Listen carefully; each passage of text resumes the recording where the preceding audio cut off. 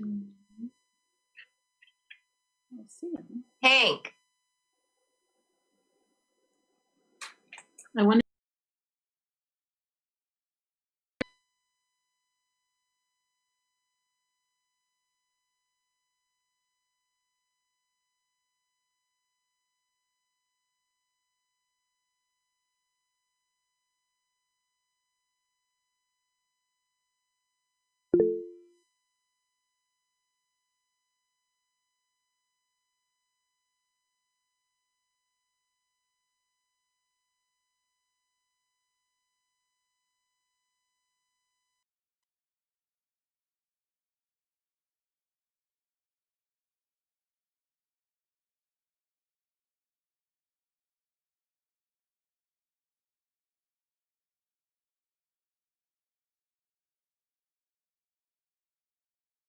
Is the approval of the agenda. So I make a motion to approve the agenda as presented. Second. Is there a second? Thanks, Hank.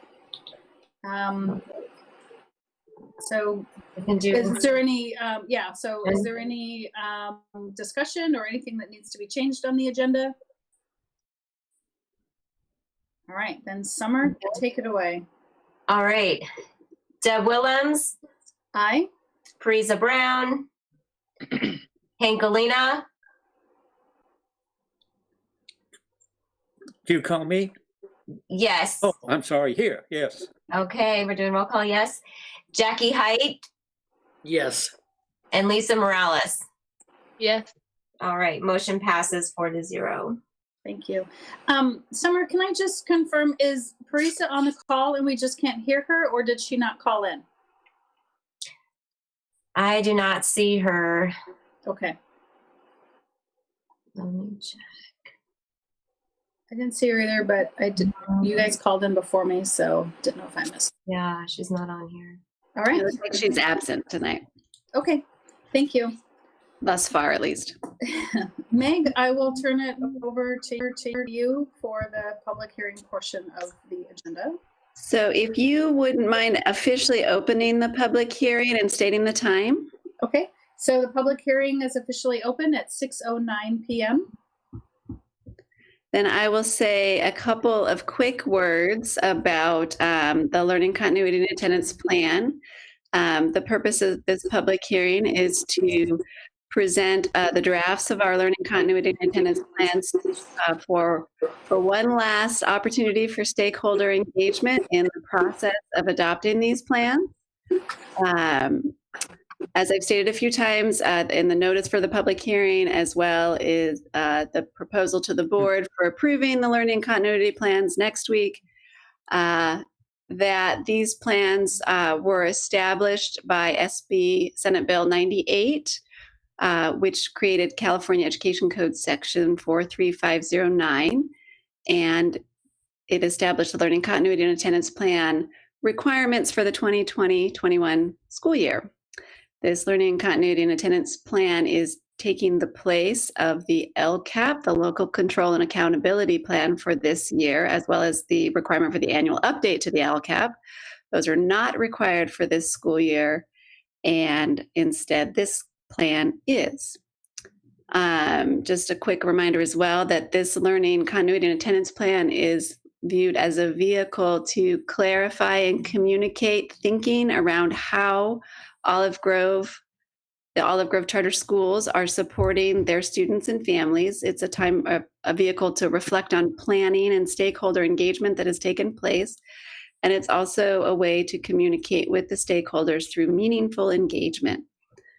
We will acknowledge with the uncertainty created by COVID-19 that it's highly probable that the plans will change in response to our changing needs. But this learning continuity and attendance plan has been developed with the totality of Senate Bill 98 in mind, and it is my belief it meets all of the requirements for approval. So at this time, I would ask either Madi or Summer if they've had any indication that there is anybody who wishes to be heard during this public hearing. Meg, I just checked my email and I do not have any emails at this time. Yeah, and there's no one on public comment. Okay, so I would say we could review and discuss this plan as a board at this point, if you wish to.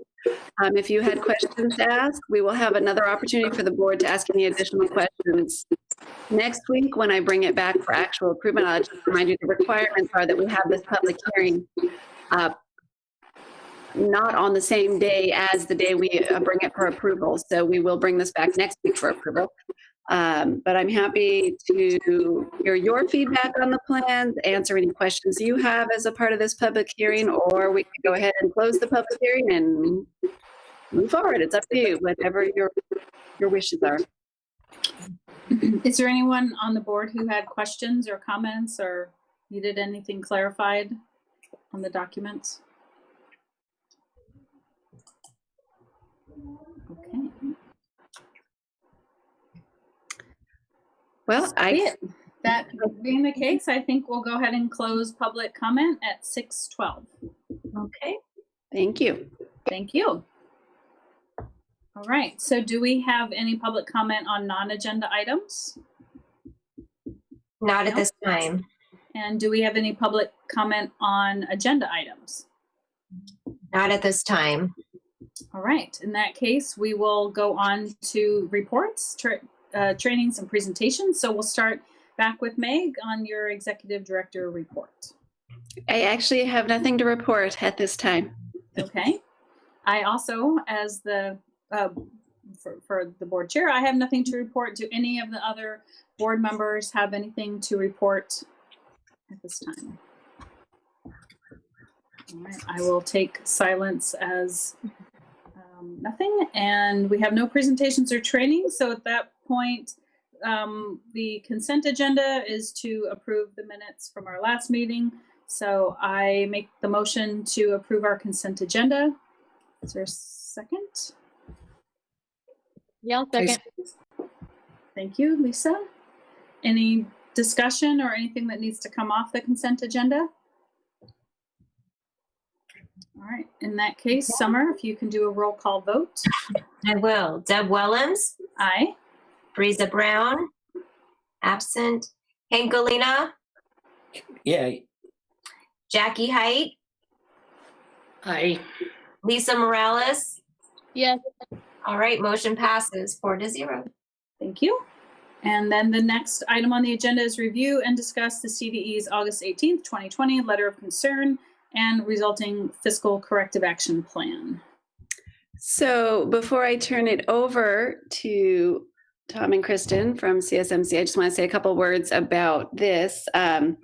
I will remind you that I had told you in one of my updates that we had received notice that the CDE was recognizing us. They had letters of concern regarding the fiscal condition of 3 of the 4 of the Olive Grove schools. That's Lompoc, Orchid, Santa Maria, and Santa Barbara. These letters were a result of the analysis of the financial condition as of the second interim reporting in 1920 school year. So I have communicated with Tom and Kristen a fair amount about this matter, and they've prepared a presentation about, for a little further background and some information about these plans that we'll be asking you to approve. So Tom, I'll turn it over to you if you're ready. Oh, you're muted.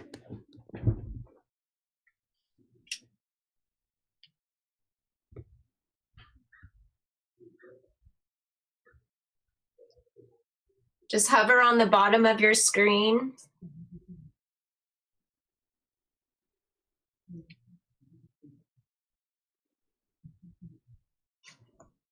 There you go. Perfect. Now you're going to you want to do your presentation and share your screen, or would you like me to do that? If you don't mind, Meg, why don't you go ahead and do that? That would be fine. Okay, I will share. Perfect. Oop.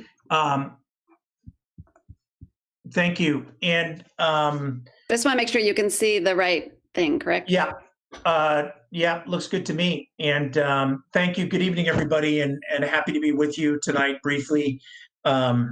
as Meg shared, my name's Tom Nichols. I work with Kristen Nowak at CSMC, and as a former authorizer, my role really is to support Olive Grove and Kristen and other school business managers, particularly when issues may come up with authorizers or renewal and authorization. And anytime there is significant changes, important changes in leadership at new clients, I tend to want to just say hello and offer any additional support.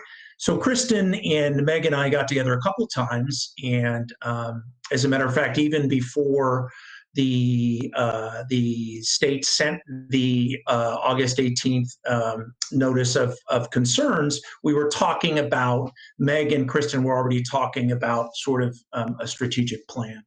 So I happy to be with you tonight, and I always look at this through the lens of an authorizer, right? So if I were the CDE, what kinds of things would I anticipate that that they're going to expect from you? So we have a draft of a plan. So Meg, if you want to go ahead to the next slide.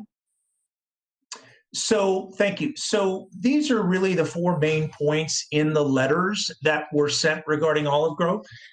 These are literally cut and paste from those letters. So there were concerns about ongoing fund balance, about the ability to meet 5% reserve requirements, questions about enrollment, really specifically the responsiveness and timeliness of making budget adjustments that align to the changes in enrollment in ADA, and then big picture financial sustainability for the organization.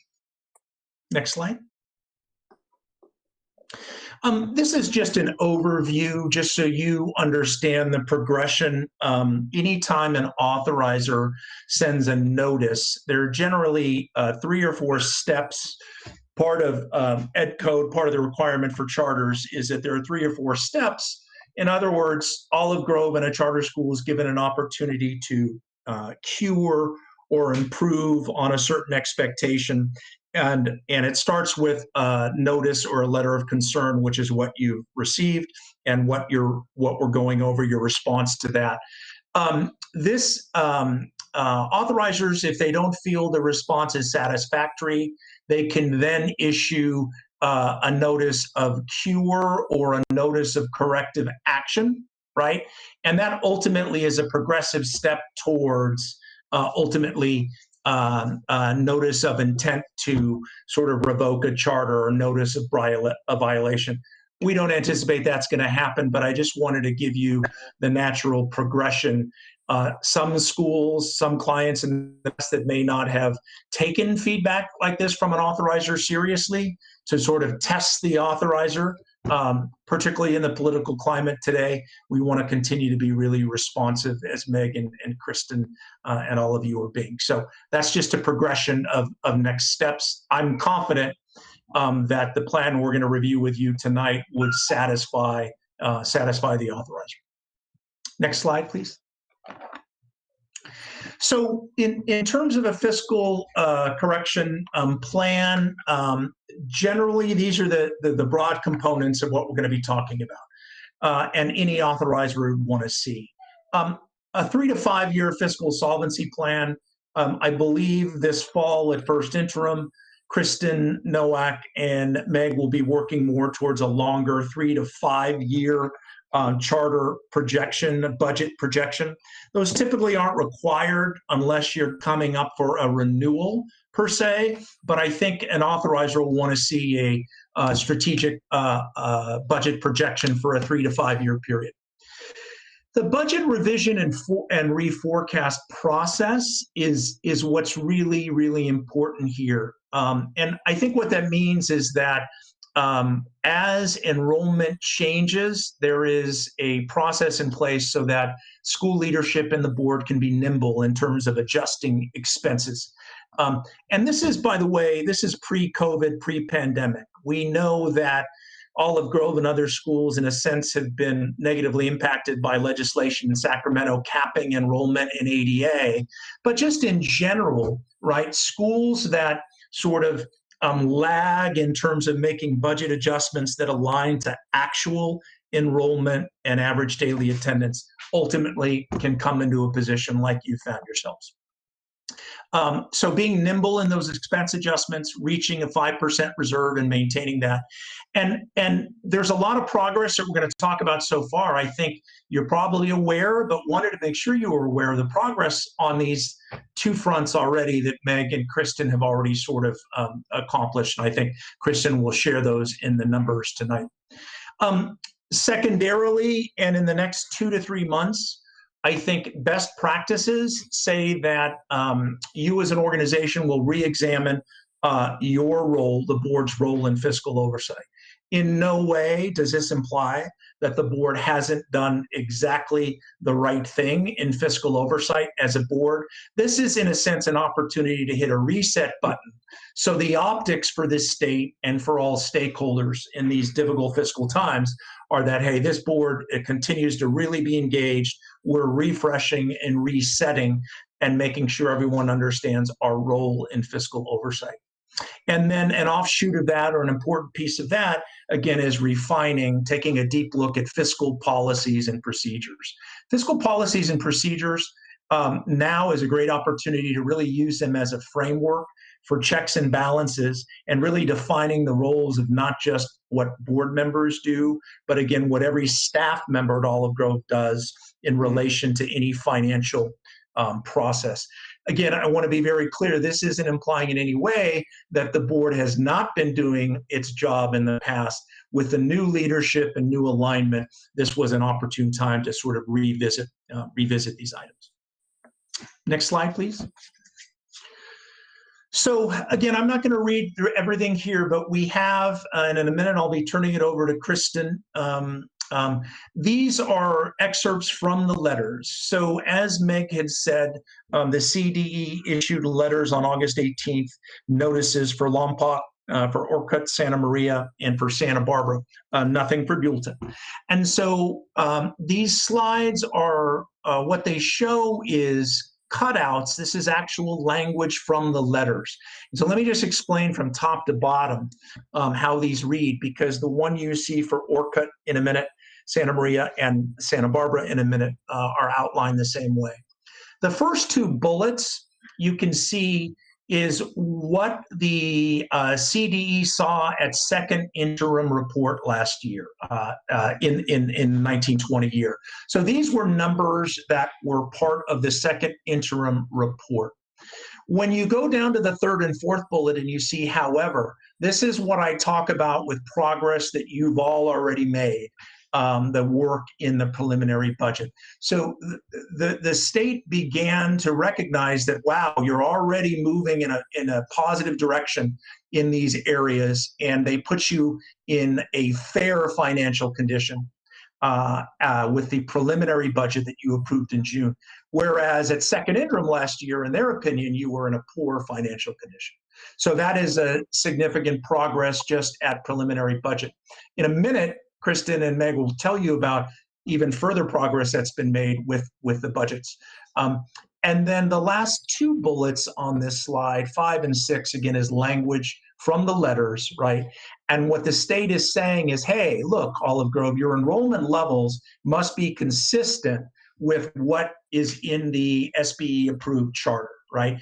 And we know enrollment levels go up and then they go down, but this is chosen language from the CDE to just make sure that there's monitoring of that enrollment and those enrollment levels.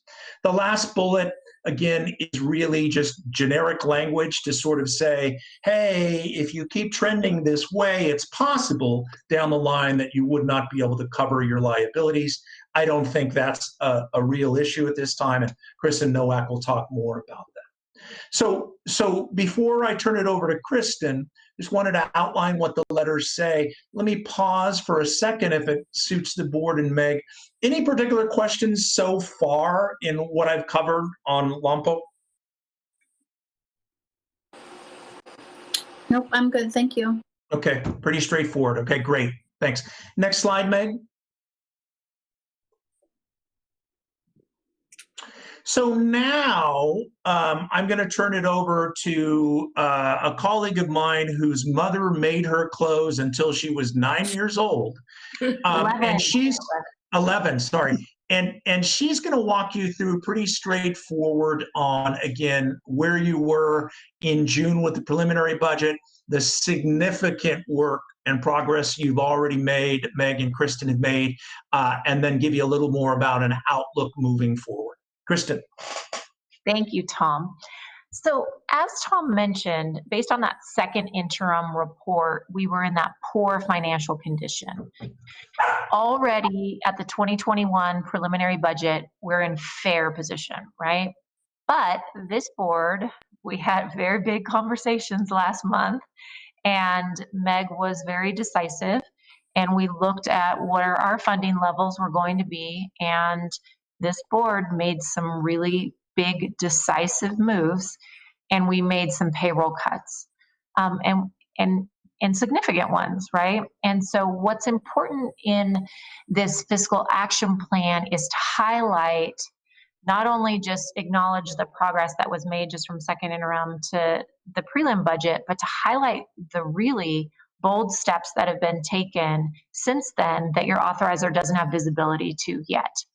And so each one of these slides is laid out identically, just how Tom's gonna, go through each of the letters in sort of these three columns. So the green heading column is our prelim budget, and we were looking at a deficit position of $74,000.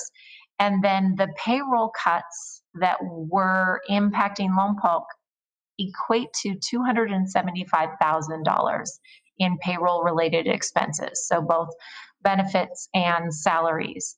And, the overall impact in the changes that have been made from the prelim budget with some revenue increases due to learning loss mitigation funding in that federal line item, the overall impact from what the authorizer's already seen is a positive $326,000. Again, I'm going to say that, $326,000. That is not a baby step, but that is a huge jump forward, right? And so this tells a very good story of the progress that is being made and the trajectory that we are on. And so you'll see also down in that yellow column, that's the revised budget. And when we meet at our regular board meeting next week, I'll give an entire presentation on the revised budgets, but you'll see that our ending fund balance as a percent is 5% and that it is positive. And so it does really address and demonstrate that nimbleness that Tom was referencing and really lays to rest the concerns about the negative fund balance, maintaining that reserve, and being able to make changes pretty quickly to react to the enrollment and the average daily attendant that drives our revenues. So are there any questions on sort of this picture that we're looking to portray as part of the action plan? Okay, hearing none, I will kick it back to Tom.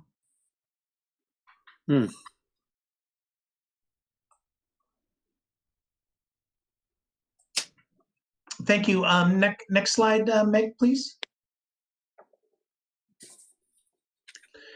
Again, so this slide, again, I'll let you read it on your own, but same outline. So the first two bullets are what this SBE saw at second interim.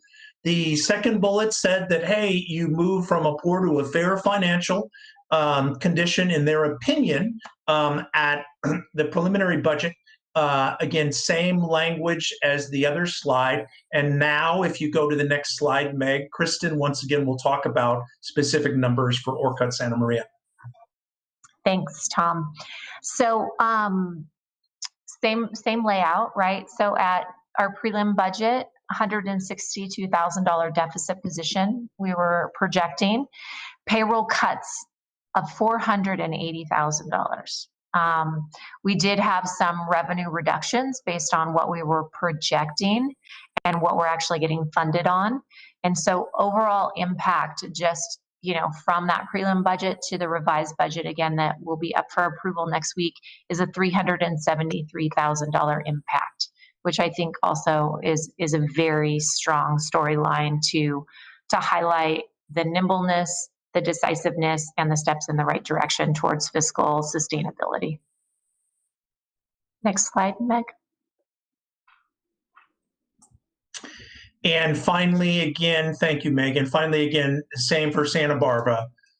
First two bullets where you were at second interim report, the progress made for the SBE, in their opinion, to say you're now in a fair financial condition. And again, Kristen will bring you up to speed on where you are now. Now, Santa Barbara is a little bit of a different story. So our prelim budget, $230,000 deficit position. Our revised budget, unfortunately, our ADA is substantially lower than what we were projecting to be. What we're going to be funded on is substantially lower. And I have a slide that's going to outline sort of the impact of that. So even though we cut $260,000 in payroll cost, the impact overall was really, negligible.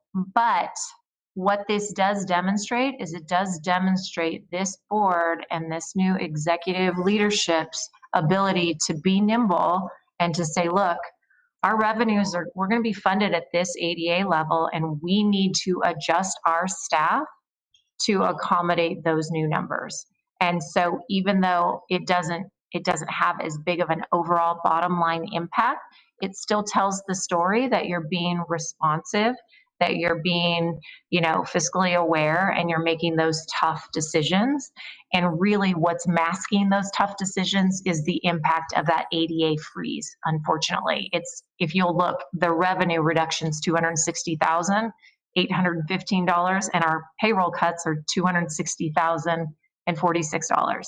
So we saw those revenue reductions and we reduced our payroll costs dollar for dollar almost for those. So, it still doesn't put us in a surplus position. Santa Barbara has some uniquenesses in it. Specifically, its facility costs are they're a really high sunk cost. It's not variable. It sort of is what it is. And so proportional to now the students that we are being funded on, it's harder for us to get over it. But Meg and I have talked about it at great lengths. We're watching that, and we're hoping then at first interim that we continue to show this progression. But this does still tell a good story, even though that bottom line impact is not as impressive as the previous two.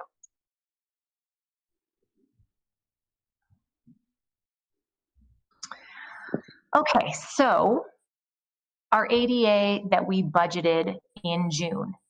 Overall, we budgeted about 703 ADA. But legislation is what it is, and they froze our funding based on our P2 ADA. So back on February, and I don't know why they do the 28th when there were 29 days in February this year, but they froze it February 28th. And our funding for this year is based on 580 ADA. That's 123 ADA we are not being funded on, and an average of about $10,000 in ADA. That's a $1.2 million impact to the Olive Grove family of schools based on this single piece of legislation. And while there have been improvements to the legislation to put in place a formula that would allow people to capture the lower of either what they projected at their 2021 prelim and what their actual attendance is the first week in October, non-classroom based charters are not allowed to participate in that. So our funding is based on our P2 ADA, and I do think it's important to highlight that that is a $1.2 million hit to our revenues. We wouldn't have any incremental costs associated with that. That would purely be an increase to our revenues and an increase to our bottom line as well as our fund balances. So this does tell a part of the story of why we are where we are, and that in spite of that, we are still making these great strides and gains forward. Any questions on this one? Okay, Tom, I'll turn it back to you. Thank you. Next slide, Meg. So before we sort of wrap and just highlight, I just want to say that We recognize at TSMC that personnel cuts, particularly at this time or any time, are very, very difficult. This is about some brave, sort of courageous decisions you've made as a board with your executive leadership about right-sizing the school.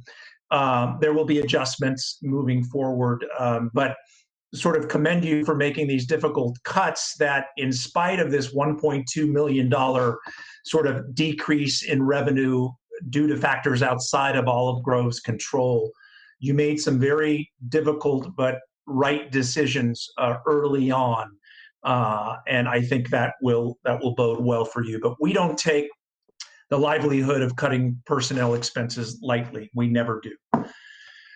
With that said, I believe Meg provided all of you with a one-page summary of an overall plan, a Word document. So this slide just kind of highlights some key points. That was something that we drafted together that we felt would be, we wanted you to review tonight. We'll leave some time for questions or clarifications, but we thought something like that would be an appropriate response or follow-up to the CDE written from executive director or board or whatever you feel is most appropriate. So I think the highlights of that plan and how we're going to sort of stay on track, how we're going to work to support you in staying on track, is the budget revision process. And I think you've already made some very clear budget revisions that Kristen has talked about. I think what's really most important now, and Kristen and Meg and I have spoken, and I think you are already doing, was establish a consistent routine in how financials are reviewed at your board meetings. Again, this is not to say that you weren't doing it correctly in the past, but because the CDE has gotten to a level of issuing a notice of concern, what they would expect as an authorizer is, hey, they may ask, is this board really aware enough? Is there enough transparency? Is there enough communication between an executive leader and the board? And so the routines that Kristen is working on with Meg and all of you for every regular board meeting are what our best practice and what we do with almost all of our clients. So that will essentially, we're telling the SBE that by November, that will be a regular routine, and it really just has to do with how financials are presented and reviewed in what level of detail, so that there's a consistent routine for not only you as board members, your leadership and staff, but all stakeholders. The examining and refining governing board's role in fiscal oversight, again, we will, and we do this regularly at conferences and with our clients, but we will provide, we'll engage with you, we'll plan with Meg and provide you with very concise but comprehensive governing board training. We'll do that in a way that meets your needs and expectations and really kind of focuses on areas that you or Meg think would be most beneficial. We've done, and I've done a lot of different board training. In my role as an authorizer, one of the things I did was evaluate governing board's effectiveness in all areas of operations, including budget. So we look forward to engaging with you again on some concise but targeted board training by December 20th. Again, that provides optics and reassurances to the SBE to say, wow, this school is really taking this seriously and is really moving in a positive direction. And then the last element would be the comprehensive review of fiscal policies and procedures by the end of January 2021. I reviewed what you have in place now, and for the most part, they are good. But when I read the fiscal policies and procedures, I look at them through the lens of an authorizer to say, where are there loopholes, or where is language and process not explicit enough to where this particular school could fall back into previous habits, or this particular school wouldn't have the backstop in place to make sure that, for instance, they weren't adjusting budgets as their enrollment changed. And so we're already looking at the fiscal policies. And our recommendation is by the end of January 2021, We would provide you with some suggestions and feedback on how to improve or refine the fiscal policies in certain areas. They don't need to be redone from scratch. And then the second part of it is really, really important. A lot of times in the past, a lot of authorizers didn't pay attention to fiscal policies. So they were documents that were approved by boards and then they were filed away. And this happened really with many, many schools. Now it's important that the fiscal policies are really understood by not only board members, but by staff. So ideally, any staff member that touches or has a role in any fiscal or budget or decision-making process ought to have a sense and an understanding of what the fiscal policies say. So they are a framework and a guideline to your overall operations. And we suggested that we tell this date by the end of February, after the fiscal policies are reviewed and edited as the board feels appropriate. We would do a comprehensive training, again, for staff and for the board. Again, just to be clear, this is all part of our current service and support for you. All of these things that we've included in this plan, no additional charges or anything at all. This is just to help with the transition of your new leadership and to try and be very responsive and strategic to the CDE's August 18th letters of concern. This is all sort of summarized in the one-page Word document that I believe that Meg has provided to you. So I'm going to stop there. I believe that's the last slide, and certainly would love, if it suits the board, to entertain any questions, any concerns, any areas you think we can improve or modify the fiscal corrective action plan. Tom and Kristen, my background has been with public education and being on public schools school board for 4 years and dealing with budget and stuff. I am impressed at the first report here, and I'm impressed with what the future is being planned, because it is something. And I need to thank you. I have a couple of little questions, but nothing. So I just wanted to pass that on as far as my feeling as a new board member here. That thank you, both of you, for what you have done, and especially Megan. Thank you to you too. Yeah, I echo those sentiments, Hank. And feel free to, if you've got questions, now's a good time. Feel free to ask away.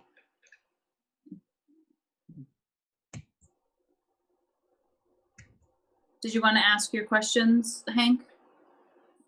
No, I got the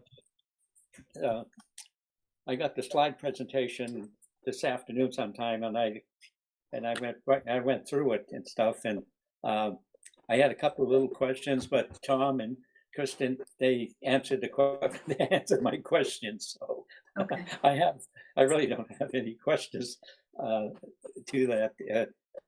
It's there's a lot of work ahead, but it's going to be well worth it, and the plan that's there and stuff, and I feel comfortable. Good. I just wanted to clarify about the summary that Tom mentioned. You'll see that what is up for approval is the individual plan for each individual school, the three that are under of concern.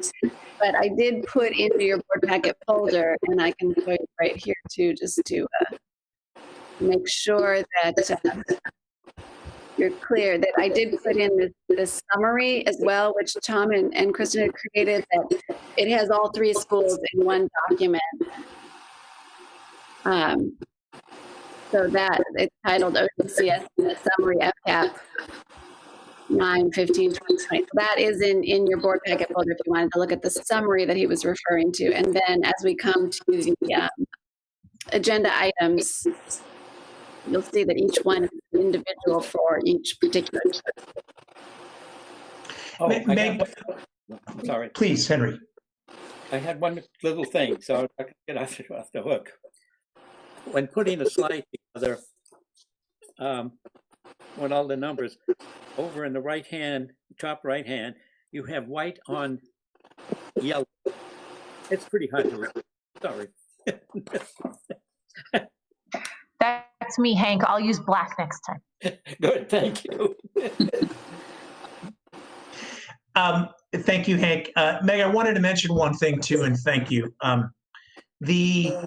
I think the SB was very deliberate and intentional in their notices, saying and really telegraphing to you all that this plan needed to be agendized, needed to be noticed 72 hours before a regular board meeting, and needed to be approved. And so not all authorizers necessarily do that, but it says to me that they're very deliberately wanting you to do what Meg and Kristen are having you do, is to really review this plan, understand it, and sort of give your thumbs up approval to submit the plan.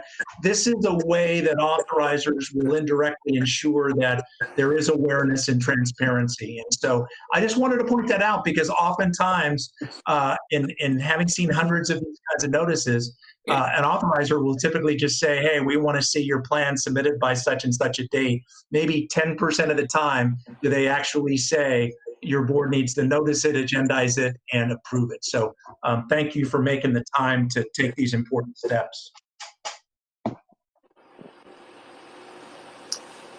Good point, Tom. Any of the other board members have questions or concerns or comments on the plan?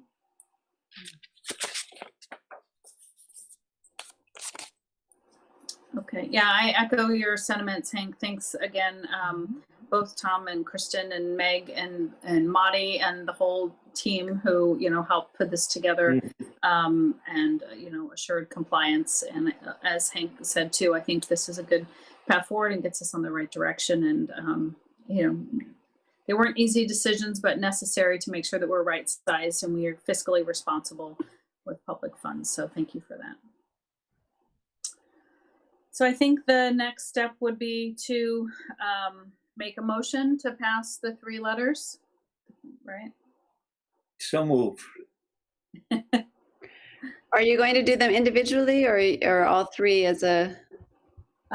I'm comfortable doing them all 3. Does that still meet the intent and requirements of our authorizer? Do you think it's okay, Tom, to do them as a group? I think it is, because as long as you distinguish in your motion that you are doing it for 3 separate letters for 3 separate responses, I think that's fine. Thank you. Yes. Okay.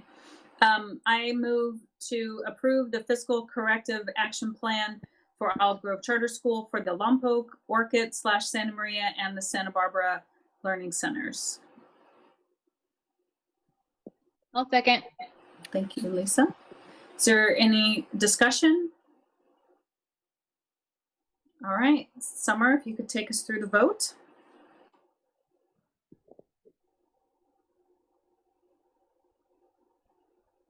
Summer, are you on mute somewhere? I'm so sorry. I heard all this echoing. Deb Willems, Aye. Parisa Brown is absent. Hank Olina, Aye. Jackie Height, Aye. Lisa Morales. Yes. Okay, motion passes for all 3, 4-0. Thank you. Okay, so the next agenda item is, and then of course, thank you to Tom and Kristen, if I didn't say that enough already. Appreciate you coming and presenting. Very thorough presentation. Explained it really well, so appreciate that. So informational items, board business is none, and unless anybody has any new business or future agenda items that anyone on the board would like to make sure that we agendize. Okay, and there is no closed session, so the next meeting will be next Tuesday, same time and channel, and 6 o'clock. So Meg, we do have a full agenda, so Meg is working to get us the information as quickly as possible. There will be some budget reviews and those things, so that way we have enough time to kind of dive into them in advance. And we did talk last time about policies, so just a reminder, to try to look through some of those policies that we talked about in August, so we can put together an action plan on what policies and how we want to divide and conquer and attack that topic. Meg, was there anything else? Not for me, not this time. Okay. Well, that covers the agenda. So that being said, we'll go ahead and adjourn at 6:51. And thank you all for calling in. Yes, thank you again, Tom. Thank and you. Kristen, and the board. Of course. Thanks, See you next everybody. week. Bye.